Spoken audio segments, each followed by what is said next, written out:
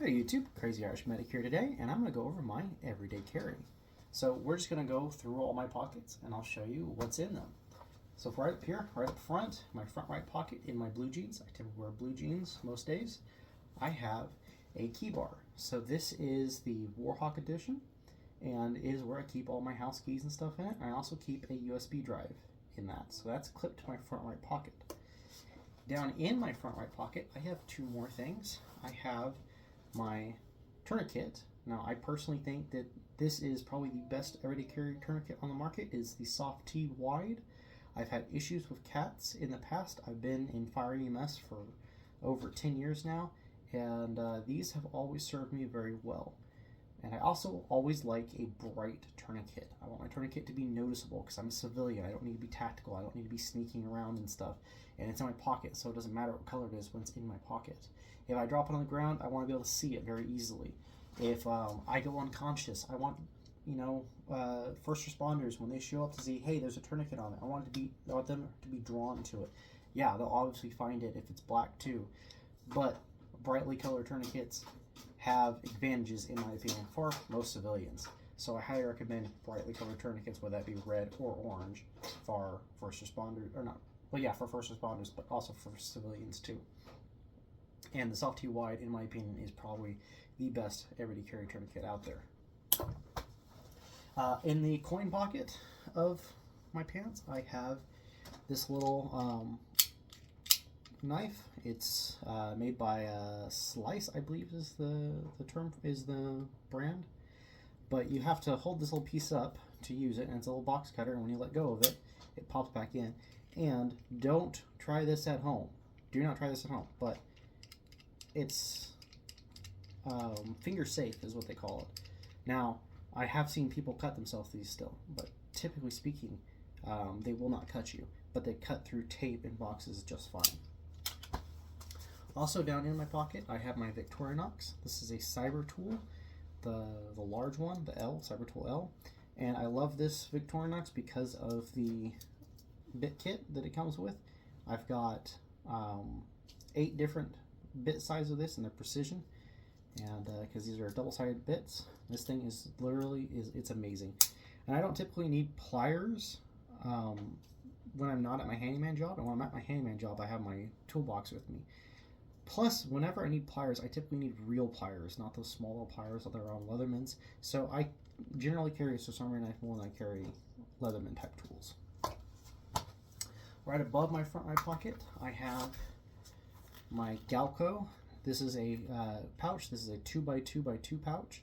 So this lets me grab cartridges straight off here, and I can grab them in groups of 2. These are Federal Hydroshock Deep 130 grain plus P cartridges, 38 special, and there are 6 of them in this pouch, and that sits right above my belt. And so this can let you do a fire 2, reload 2, or you can just completely empty the cylinder, dump the cartridges, and reload straight off here, but lets you load 2 at a time. So I really like this pouch, and it's pretty good looking and slim. It doesn't take up much space. One of my favorite ways to carry extra ammunition. Front left pocket, I have my mod light. This is the 18350 cell body, so it's the smaller one. I have a Therm LPC low profile clip on it, and this is the PLH V2 head. So this has got plenty of candle, plenty of throw, a lot of horsepower, and it's a single setting. It's bright. That's it. You get bright. And so this is my tactical and emergency light. I like to keep a 2 light system. I think having everything bundled into one, you always end up with drawbacks. You may pull your light out when you need it in a defensive scenario and it be on low, or your battery may be dead because you've been using it all day, so you get into an emergency situation, you don't have any battery on your light. Also, I'm prone to setting my light down. I'm using it to find something, I set it down, or I'm fixing something, I set it down, and then I'll walk off.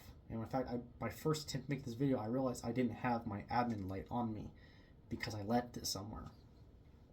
So I typically separate my admin everyday light from my emergency light. My emergency light stays fully charged. It's always ready to go. and I'm not compromising my candela by going with a light that's better for up close EDC type tasks. So that's my tactical light. In the same pocket, right next to it, is my OC spray. You can see I definitely carry this quite a bit. In fact, these sit in my pocket and rub up against each other like that. So this is probably be replaced soon. It's going almost on 2 years old. I typically replace my OC spray every 2 years. Despite some manufacturers saying that it can last 4 or 6 years with that, I always do it every 2 years. This is a Mark 6 canister from Defense Technologies. I prefer Saber Red, but the 1.3, you can probably see it right there, 1.3% Defense Technologies is not a bad formula. They do make some really weak sauce formula, and I've been issued that stuff. The 1.6, 1.3, can't remember what it was. It's really, really weak stuff, and I use that on duty before. I don't like that stuff at all. If you're going to get Defense Technologies, look for the 1.3% and only the 1.3%. But I like the Mark 6 canisters because they're durable. I keep breaking the Palm OC canisters.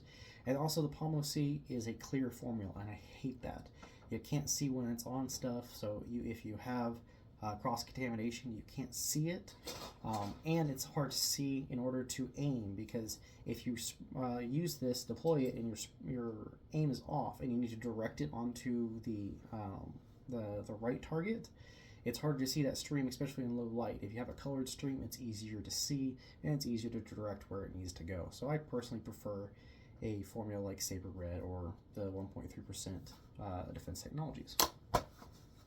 Down deep into that pocket, I have my car key and a speed strip. Now this is the orange speed strip, and it denotes that this is non-defensive ammunition. This is stuff that I use for things like varmints. Now typically there's 8 cartridges on here. I am waiting for more of these to come in the mail. But typically I have something that gives me deep penetration on hogs. And then I will have my rubber bullets, which I typically use to chase off deer and things like that. Then I have my number 9 shot cartridges, which I'm currently out of, and my number 4 shot cartridges. So this is utility stuff for dealing with pests and varmints.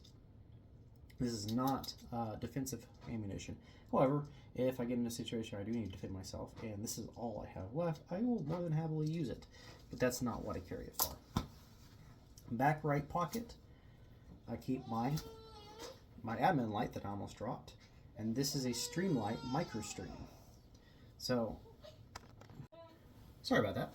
So my back right pocket, I keep a Streamlight MicroStream. So this is the USB rechargeable version of the MicroStream, and this is my admin light.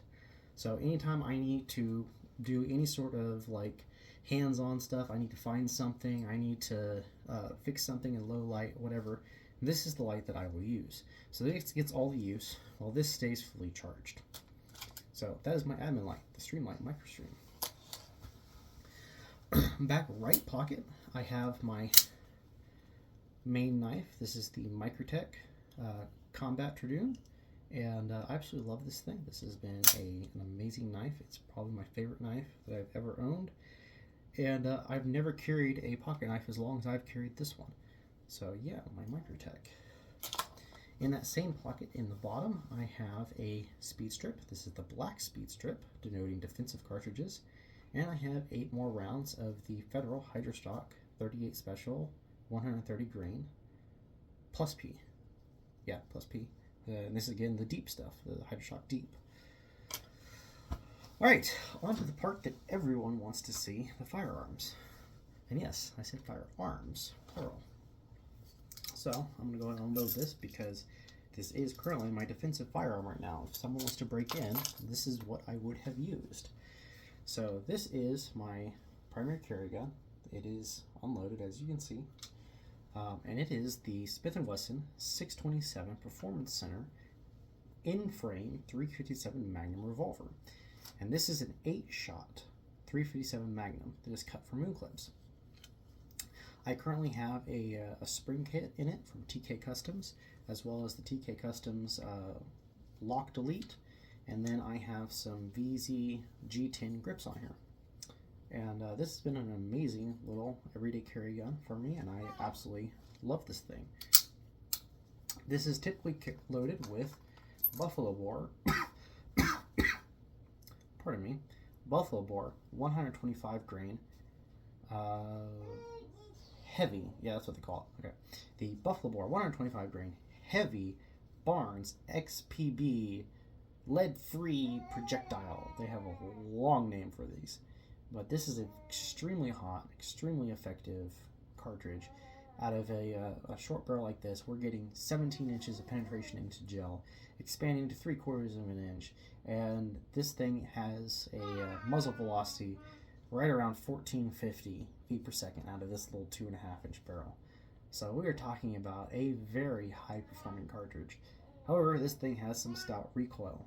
You put this into like a 340 PD J-frame, and you're going to start having crimp jump. Bullets are going to be popping out of the casings because there's so much recoil. So the only 357 Magnum cartridges I typically carry on me are either in this gun or on my specialty speed strip, because I carry another firearm that is a 38 special, and I want majority of my ammo to be cross-platform compatible. So let's go on to that real quickly. So my second firearm is carried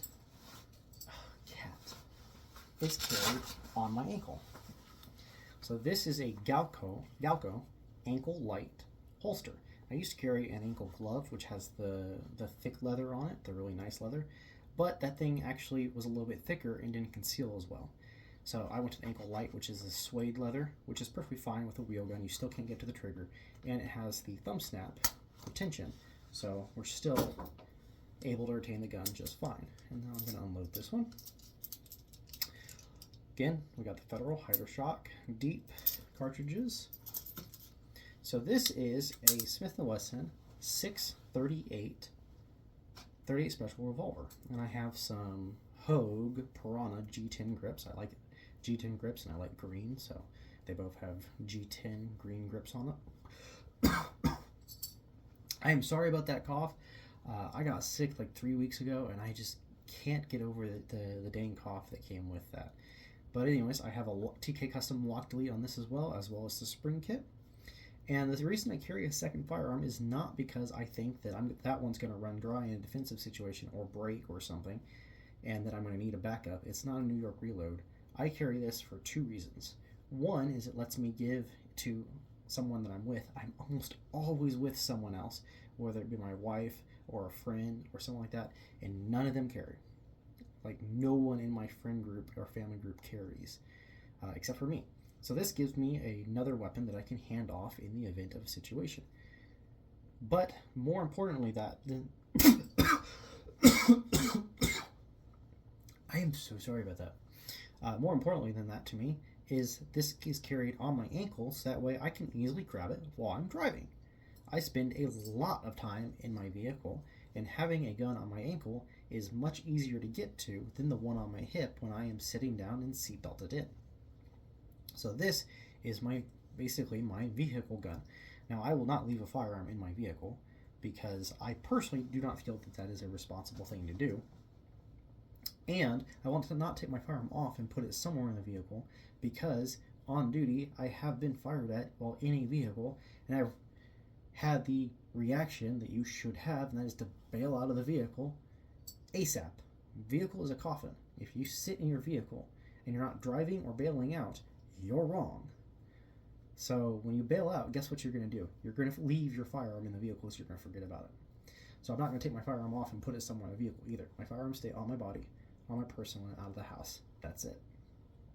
So this is my vehicle gun, and it rides on my ankle, ready to be used while I'm driving.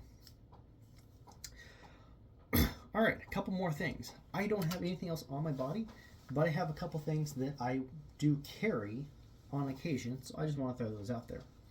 Depending on the situation, whether or not if the weather is really bad, if I'm going to be out for a long period of time, I'm going to be driving a really far distance, or if I'm at my volunteering job, I volunteer with the fire department, I will sometimes have a brighter, even more effective light on me, such as this Modlite Hog. I love this thing. Don't always carry it, but sometimes I will have it on me in situations like that. And depending on the situation, if I'm going into a situation where, or a location where I think that it might be a little more dangerous, like when during the holidays, any holiday, I will carry more ammunition or different firearms sometimes. If I go into the city, or or if there's talks of protests or anything like that, I will typically carry a moon clip for my primary firearm. Now, this is a Simply Rugged moon clip holder. It rides on the belt and it sits right on top of the belt like that. And then the moon clip sits right in there, and you just stick your finger in, unsnap it, and you have the moon clip.